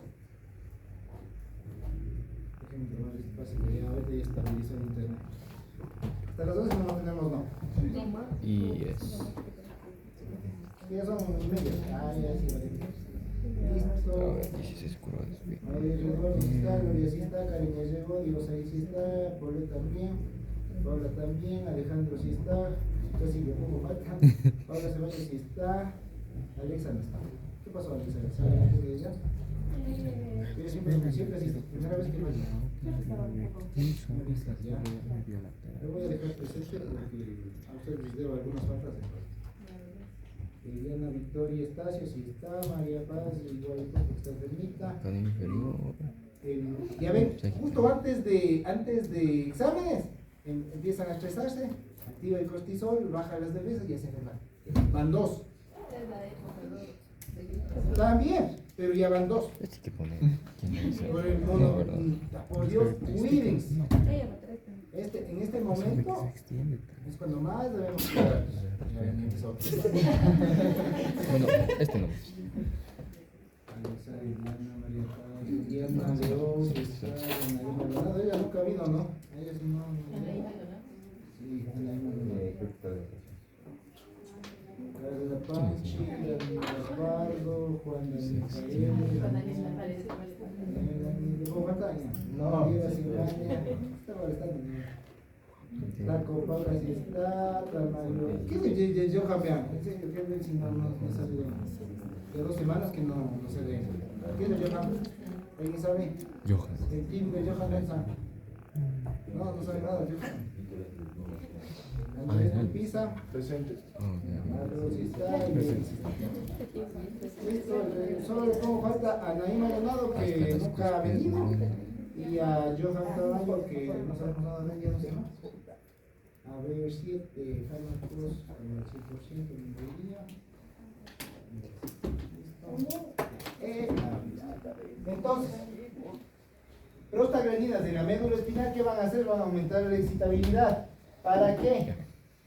Para que haya una reacción inmediata, ¿no es cierto? Y vamos a tener, lamentablemente, ahí va a haber un problema de hiperalgesia. Cuando hay inflamación, no actúa solamente local, el tema de la elevación de la ciclooxigenasa, sino actúa a nivel general de todo el cuerpo. Por eso es que a nivel de acá de la médula espinal, por ejemplo, si te cortaste, empieza a haber un mayor dolor, una mayor sensibilidad. Gracias a esta prostaglandina E2. Entonces vamos a tener hiperalgesia y alodinia. ¿Qué es alodinia? Dolor por estímulos que usualmente no duelen. El ejemplo que les había dicho de esto, me hago esto y no me duele. Ahorita, si estuviera inflamado, hago esto y fue madre, me duele esta vida y la otra, que es lo mismo que pasa cuando hacemos percusión vertical en un diente con pulpitis. Le va a doler, va a tener mayor dolor. Elasticidad y cronicidad. El dolor postoperatorio va a generar una sensibilización central reversible. Lo mismo que acá. Es reversible, es decir, pasa el tiempo y empieza otra vez a volver a la sensibilidad normal. En las enfermedades crónicas hay un problema porque la inflamación persistente puede modificar la arquitectura del sistema nociceptivo, llevando a cambios duraderos que contribuyen a un dolor crónico. Estas personas están todo el tiempo con dolor, un dolor que no les deja vivir, que están ahí con ese problema, se vuelven cascarrabias, se vuelven personas intolerantes. Cualquier cosita ya se quejan. ¿Les ha pasado con personas adultos mayores, sobre todo? ¿La han visto? Entonces sí, son personas que es importante que les entendamos por eso, por lo que están pasando. Es un dolor que solo los que viven eso entienden. El mecanismo de la fiebre, y con esto ya vamos acabando. Ahí vamos a revisar en general los AINES, el paracetamol y nos vamos. Fiebre, regulación hipotalámica. El hipotálamo, no la hipófisis, Eduardo. El hipotálamo, ¿dónde está el hipotálamo? Más arribita de la hipófisis. Es la parte del cerebro, de la base del cerebro, que regula la hipófisis. Ese es el hipotálamo. Entonces, va a regular el punto de equilibrio de la temperatura corporal. ¿En qué momento se eleva la temperatura? Cuando pirógenos endógenos causados por infección, inflamación o daño tisular, como por ejemplo en el cáncer, producen o inducen a la formación de citocinas, como la IL-1, la IL-6 y el factor de necrosis tumoral, que era la IL interleucina. Muy bien. Entonces vamos a tener dos fases. La primera fase es la fase ceramida. Inicialmente es mediada por la liberación de la ceramida en el hipotálamo. Vamos a ver qué es la ceramida, vamos a leer. La fase 2, que es la que me interesa y es en donde nosotros vamos a intervenir con nuestros antipiréticos, es la fase de la prostaglandina E2. Entonces ahí tenemos una inducción coordinada de la COX-2, que es la que generaba inflamación, y esta va a inducir o va a estimular a que se produzca prostaglandina E2, y la prostaglandina E2 que hacía en el hipotálamo le causaba que suba la temperatura. ¿Cómo llega la prostaglandina E2 desde el sitio donde se está produciendo al cerebro? Por medio de la membrana de la barrera hematoencefálica. La prostaglandina E2 sí cruza la barrera hematoencefálica. Entonces va a llegar al sistema nervioso central, así como Pedro por su casa, y va a actuar sobre estos dos receptores, la EP3 y la EP1, en neuronas termosensibles. ¿De dónde? Del hipotálamo. Por eso se activa el hipotálamo y eleva la temperatura. Entonces la fiebre, ¿por qué nos da fiebre cuando por ejemplo tenemos una infección a nivel de boca? Porque gracias a la prostaglandina E2, no se olvidarán esta prostaglandina, gracias a la prostaglandina E2 que atraviesa la barrera hematoencefálica. ¿Cuál era la barrera hematoencefálica? ¿Recuerdan cómo funcionaba? Tenemos el cerebro, sangre y del cráneo. No cráneo. Tenemos el cerebro, la médula espinal, ¿sí o no? Alrededor del cerebro y de la médula espinal, ¿qué tenemos que le está cubriendo y protegiendo? 3 capas tenemos. ¿Cómo se llaman estas 3 capas? Muy bien, la P madre. No, la pía madre. Ya. ¿Qué tenemos? ¿Cómo se llaman estas 3? ¿Cómo se llaman estas 3? Ya, pero ¿cómo se llaman en general? Así como decimos, así como la burbuja, bellota y la otra que no me acuerdo el nombre. En general son las chicas superpoderosas. Estas 3, ¿cómo se llaman? La capa circular. La rama, No, se llaman las meninges. Ah, Ya ven que está bien. Las meninges son la dura madre, la piel madre y la aracnoide. Son anteriores. Vertical. Entonces las meninges, Horizontal. parte de la barrera hematoencefálica. ¿Qué pasa? ¿Dónde? Aracnoides. Acuérdate del hombre araña. ¿Qué pasa cuando un microorganismo atraviesa estas meninges y se ubica y comienza a infectar las meninges? ¿Cómo se llama esa infección? meningitis. Meningitis, muy bien. Usualmente la tuberculosis tiene esta característica. La Neisseria meningitidis tiene esa característica. Infectar las meninges. Y al dar meningitis, ¿qué problema tenemos? Convulsiones. Sí, tal cual. Falta de oxigenación. Empieza a disminuir los centros respiratorios, puede morirse el paciente por una meningitis. Una meningitis es una emergencia médica. Signos de la meningitis: rigidez nucal. Ustedes le mueven así la nuca y es duro, es como si estuviera trabado. Fiebre de leche, fiebre, obvio, ya estamos viendo por qué la fiebre. Se activa el hipotálamo. Hay 2 signos que van a consultar cuáles son. El de Brudzinski, no me acuerdo cómo se llama. 2 signos. Van a consultar cuáles son, que son signos clásicos que dicen signo de Brudzinski positivo, más rigidez nucal. Tú ya dices de una, mantiene meningitis. Atravesó el patógeno de la membrana hematoencefálica y está atacando a las meninges. Los signos de la meningitis. Por si acaso les toque alguno de estos en la prueba. Entonces, la membrana hematoencefálica, ¿qué es? Como su nombre lo indica, cerebro, médula espinal y sangre, ¿no es cierto? Entonces, ¿qué tenemos? ¿Qué le irriga el cerebro? Las arterias y las venas, ¿no es cierto? Están llegando, saliendo.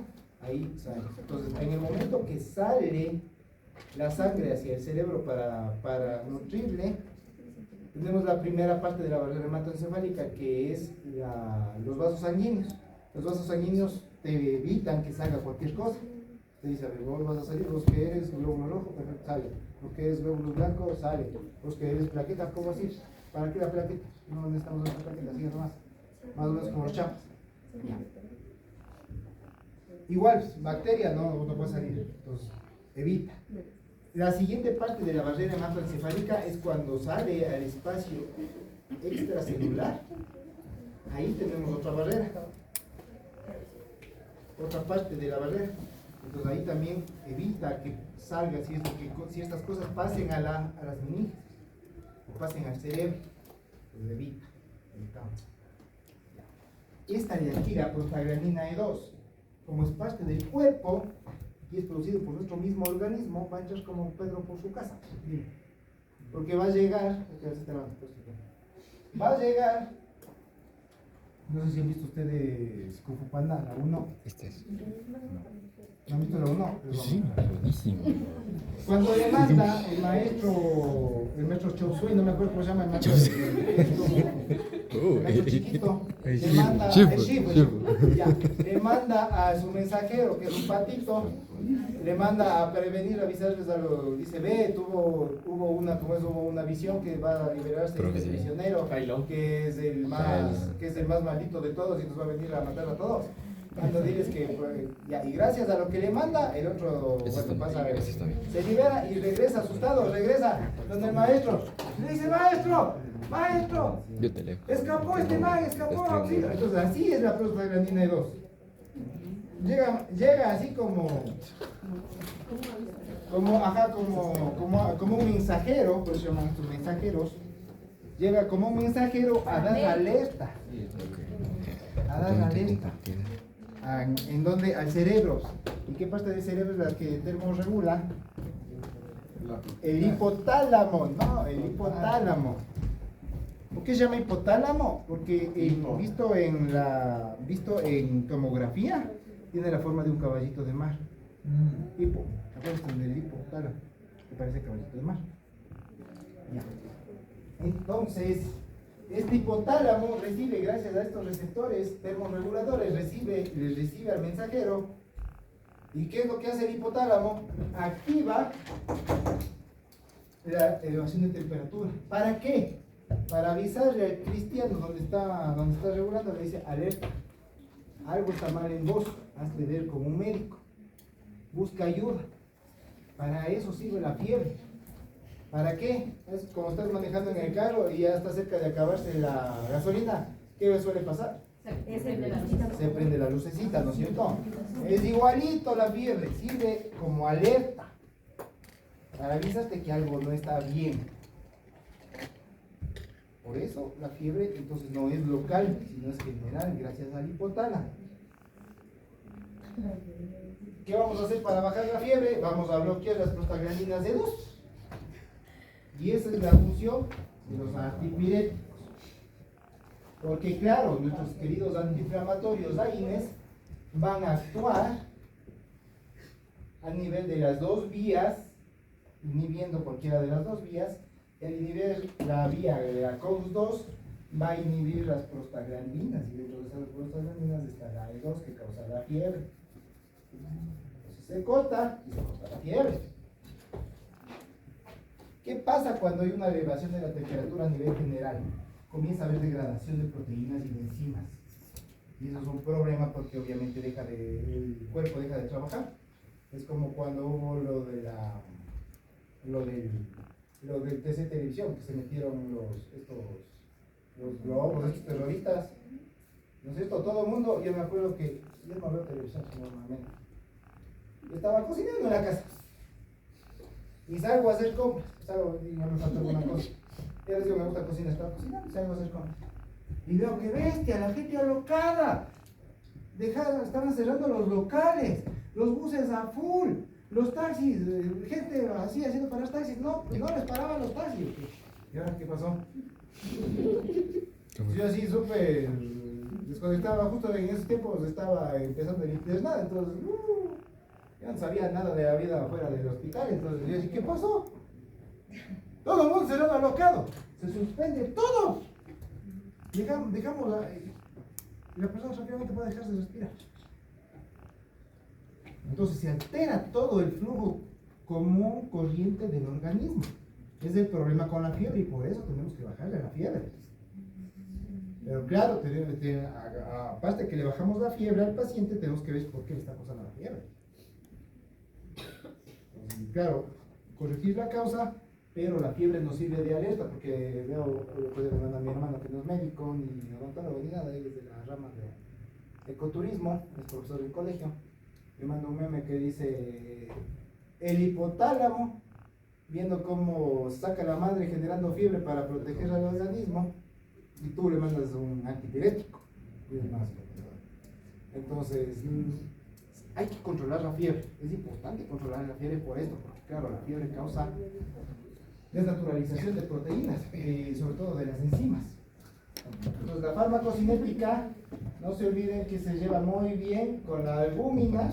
Vamos a tener riesgos de interacciones farmacológicas de los raíces, sobre todo con la warfarina, y se metaboliza en el hígado, con esta enzima que se llama CYP450. Se elimina por los riñones y eso principalmente. Aquí está la tablita que les dije, esta tablita se va a aprender súper bien, sobre todo esta parte de aquí. Verán, en estas nosotros tenemos, por ejemplo, similitud química con las diferentes partes del cuerpo, es más similitud, menos similitud, está en orden de los son más similares y los que son menos similares. ¿Qué significa? Vayan a leer eso, porque eso no les voy a dar. Eso significa que, por ejemplo,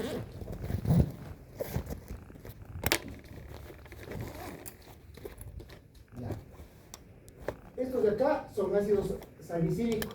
Aquí está el ácido salicílico, el salicílico de sodio y el nitroglicerol, que casi ya ni utilizamos. Lo utilizamos desde el ácido salicílico.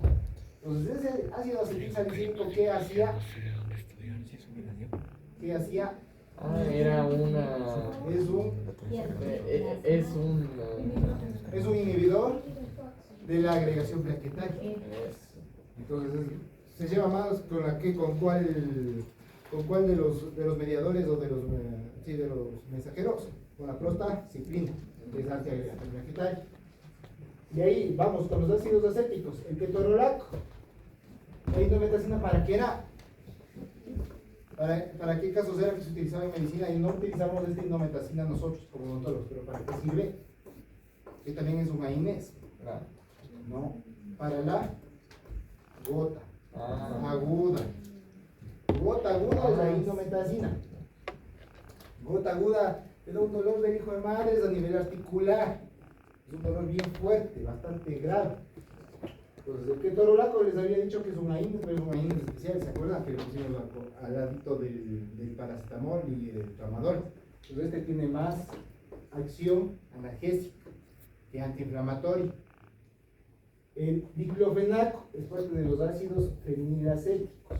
Entonces, se llevan con el cuerpo porque obviamente tienen una similitud media parecida a lo que tenemos internamente en el cuerpo para causar la analgesia y para bloquear. Pero esto no necesito que se sepa tanto. Esto de aquí sí. Si yo les voy a decir, el ketorolaco ¿es un inhibidor selectivo de la COX-2 o es un inhibidor no selectivo? Pues ahí ya te dice, es un inhibidor Selectivo de la... no selectivo, pero tiene más conexión con la... o más afinidad con ¿cuál? Con la COX-1. La COX-1, entonces, ¿qué va a causar el ketorolaco como efecto secundario? Gastritis. Irritación. Pues la gastritis es ya la enfermedad confirmada mediante histopatología, que le encontraste cambios a nivel estructurales y también encuentras el microintestino. Ya. Entonces, irritación de la mucosa gástrica. Entonces, los que más van a generar irritación de la mucosa gástrica están todos estos. Y aquí está el ibuprofeno. Este no le resaltamos. Pero el ibuprofeno está bastante próximo, ¿no? Está bastante próximo, pero es como que yo te dijera, escoge Daniela o Nicole. ¿Con quién quieres hacer trabajo? Con la Dani. Tú tienes más afinidad con la Dani, ¿no es cierto? Entonces vos estás más o menos como el que torolaco. Acá hay Juanito, que se lleva bien con la Paulette y con la Nicole. Le digo, escoge Nicole o Paulette. Juanito me va a decir, con las dos me llevo bien. Pero si me hacen escoger, más me voy con la Paulette que me llevo más. Entonces, estoy poniendo un ejemplo nomás. Me llevo un poquito más con la Paulette que con la Nico, pero con las dos me llevo súper bien. Pero me llevo más con la Paulette, como que ligeramente más. Entonces ahí terminé cogiendo la Paulette hacia el grupo. ¿Me hago entender? O sea, es no selectivo, no son no selectivos, ese es el problema de esto, son no selectivos. Y por lo tanto van a inhibir la COX-2 y la COX-1. Pero miren el ibuprofeno, ligeramente más va a tener afinidad con la COX-1. Entonces, también va a causar irritación a la mucosa gástrica y por eso, entonces, está como que en la línea media, pero bloquea los dos y bloquea un poquito más en la COX-1 que en la COX-2. ¿Me hago entender? Es ligeramente más a la COX-1. Es un poquito, un chance, un pelín. Aquí está nuestro querido paracetamol. ¿Por qué el paracetamol está aquí, como AINES? Porque al inicio al paracetamol lo tomaban en cuenta como un AINES, pero ya no es un AINES. Entonces, si yo les pregunto, ¿cuál de estos medicamentos no es un antiinflamatorio no esteroidal? Está el paracetamol, el ibuprofeno, el ketorolaco y el celecoxib. El paracetamol es exactamente, no es un antiinflamatorio porque no sirve como antiinflamatorio, es un analgésico. Miren, y aquí abajo, mira, aquí está, ¿cómo se llama? Eduardo, mira Eduardo, este sí le ves el ibuprofeno, si tú le divides así, la mitad de la bolita, está más de la mitad de la bolita hacia el COX-1, pero todavía está aquí en la mitad.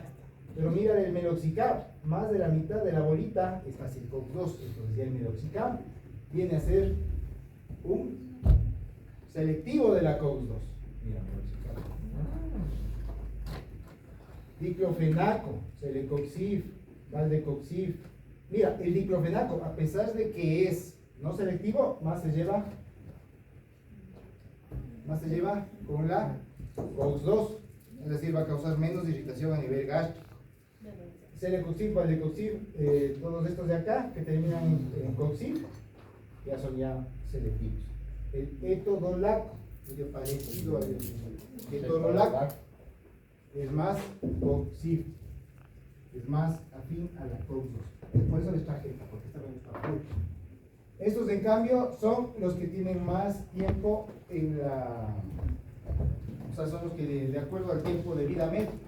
Estos son los que son cortos, por ejemplo, el diclofenaco tiene un tiempo de vida corto, el que tiene más tiempo de vida de acción, el tiempo medio es el piroxicam, más o menos unas 60 horas. Puede estar en el cuerpo acumulado. Pues ahí, por ejemplo, el ibuprofeno tranquilamente está como unas 3-4 horas, está bien el ibuprofeno. Entonces estas les sirven, sobre todo esta quiero que se aprendan bien, esta de acá. Si yo les pregunto, ¿cuál de estos medicamentos tiene más afinidad para el COX-1? Yo les pongo el ketorolaco, meloxicam, ibuprofeno. ¿Cuál de los tres tiene más afinidad para el COX-1? Ketorolaco. El ibuprofeno está aquí en la mitad, ya te dije, está como en la mitad, un poquito nomás, pero el que está más acá es el ketorolaco. Entonces ahí ustedes ya van a saber. Por eso que les traigo esta, para que se aprendan bien.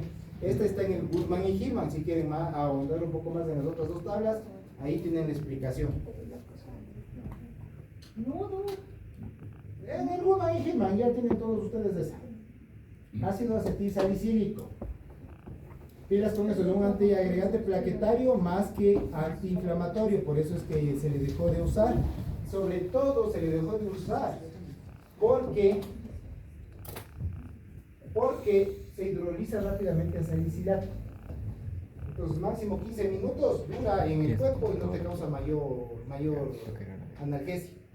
Lo que te va a causar más es antiagregación plaquetaria en dosis bajas, por eso la dosis máxima de antiagregación plaquetaria es 325 miligramos. Ya. Agentes no selectivos tenemos ahí el ibuprofeno, el naproxeno, la indometacina y el diclofenaco. No se olviden que la indometacina utilizan más para gota, más para casos agudos de gota. Empezó a doler todo y ya va. Revisarán los efectos secundarios, eso no estamos revisando ahora. Los inhibidores selectivos de la COX-2, esos ni le van a parar bola a la COX-1, son buenos, o sea, cuidan la mucosa gástrica, tienen una mejor seguridad gastrointestinal, sí, y van a ser más selectivos de la COX-2. El problema de los COX-IF es que tienen un riesgo cardiovascular como es el COX-IF. Entonces, en pacientes con problemas cardiovasculares, con antecedentes cardiovasculares, vamos a evitar darle el COX-IF. ¿Qué era el que tenía el COX-IF? ¿COX-IF qué era? ¿Qué era el COX-IF? ¿Qué significaba COX-IF? ¿Qué significaba COX-IF? Que son selectivos exclusivos de la COX-2. ¿Cuál era la diferencia entre la COX-1 y la COX-2?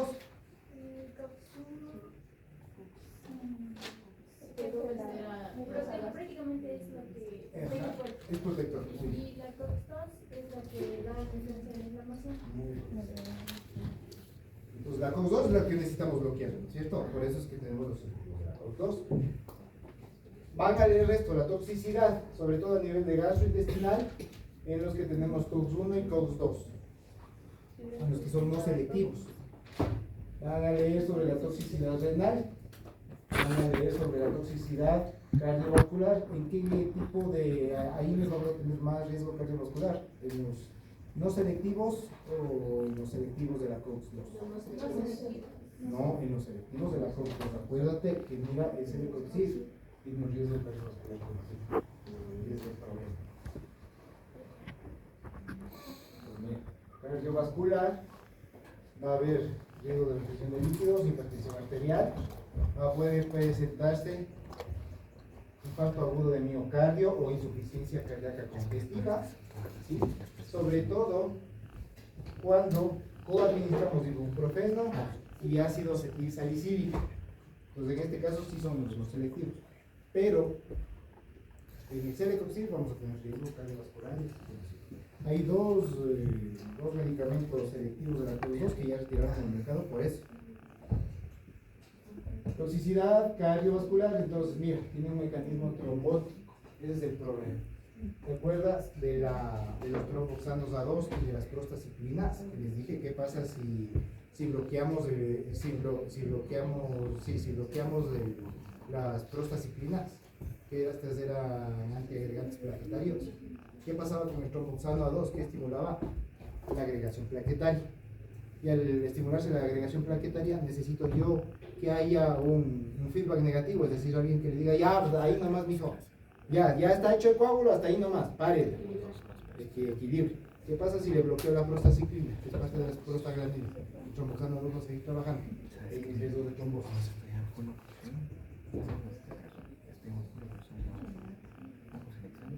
COX-2, ojo con esto, COX-2, porque en la COX-2, en la vía de la COX-2, ahí estaba prostaglandinas, tromboxano y prostaciclinas. ¿Sí? ¿Entendido? Ahí están los dos que te dije que retiraron por este riesgo de el rotecoxib y el valdecoxib, que eran COX-2 selectivos. Glucocorticoides. Los glucocorticoides, lo que les había dicho, el problema de estos es que no se les puede dar por mucho tiempo porque puede causar, sobre todo, el tema del Cushing iatrogénico, puede causar riesgo de crisis suprarrenal, entonces es por corto tiempo. Por eso es que los glucocorticoides no son de primera línea. ¿Qué significa primera línea? A ver, yo le voy a dar a este paciente, ¿qué opciones tengo? Primera línea, un AINES. Pero si tengo un paciente que tiene cardiovascular, riesgo cardiovascular, no le puedo dar un AINES. Entonces ahí sí me toca pasarme a los glucocorticoides para control del dolor. Porque estos también son antiinflamatorios, van a trabajar a nivel ya de ADN, ingresan ADN y le suprimen a los genes proinflamatorios. Entonces ahí está el COX-2, la interleuquina 1 y el factor necrótico tumoral alfa. Entonces, los corticoides solamente agudos. Pero sí son usados en ciertos casos, En ciertos casos, ¿como cuáles? como en lo del golpe en el ojo. Por eso, pero nosotros no vamos a ver ojo. Nosotros vemos boca. Nuestra primera línea, como odontólogos, como buenos odontólogos, van a ser los AINES. Por eso te digo, en el ojo. Y en el ojo también hay que tener cuidado, ¿verdad? Porque en el ojo esta vaina puede, depende, por ejemplo, si tiene glaucoma, los glucocorticoides pueden causarle ceguera permanente. Entonces, hay que tener cuidado. Por eso es que en odontología, uso a corto plazo, sobre todo la dexametasona o la prednisona que les había dicho para controlar el tema postoperatorio severo. Sobre todo en casos de terceros molares de se me ha ido una A en vez de la O. Hepatitis irreversible o como tratamiento de lesiones mucosas inflamatorias. Ahí se utiliza glucocorticoides.